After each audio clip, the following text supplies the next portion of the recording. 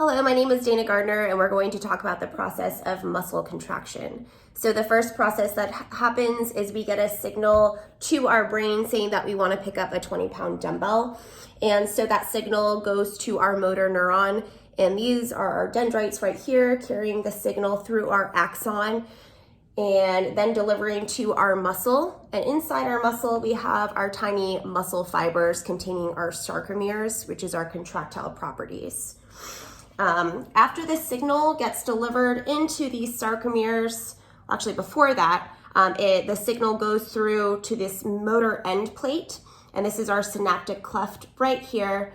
And inside the motor end plate, it does contain synaptic vesicles containing our neurotransmitter acetylcholine, which is the key to muscle contraction. So after that signal reaches there, it releases the acetylcholine, letting it bind to its receptors right here along the muscle fiber. After the acetylcholine binds the receptors, it then allows sodium to rush into the muscle cell, causing it to depolarize or making the muscle cell become more negative.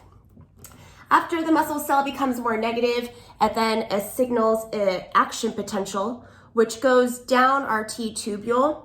And after the action potential goes down our T-tubule, it reaches our sarcoplasmic reticulum, causing calcium to flow out of the sarcoplasmic reticulum.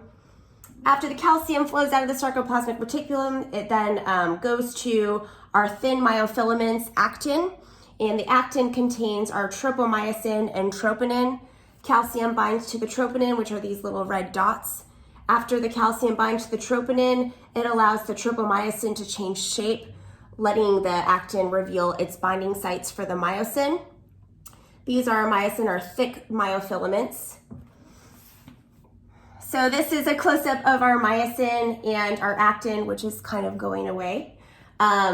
Since the myosin head is connected to the actin, it does have ADP and inorganic phosphate.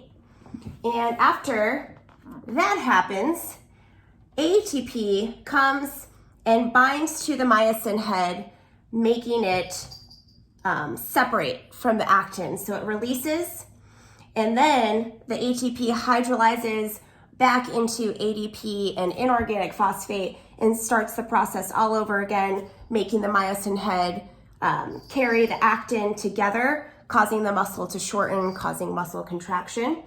And if the brain says they don't want to lift that weight anymore and they're done, there is no more ADP and inorganic phosphate to be hydrolyzed, so the muscle just relaxes.